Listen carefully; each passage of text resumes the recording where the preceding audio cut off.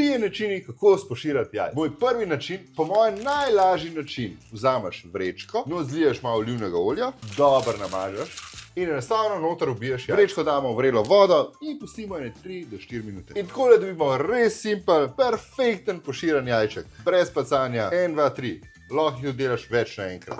Gremo na metodo 2. V posodico dam polovico kisa pa polovico vode. Jajc nežno položimo v tekočino in ga pustimo noter 10 minut.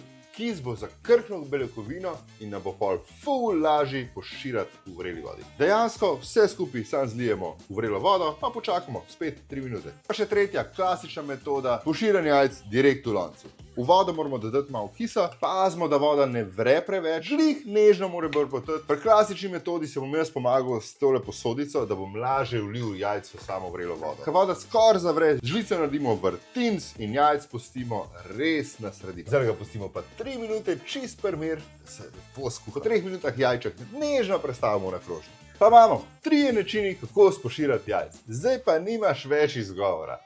Valjda ti bo ratalo.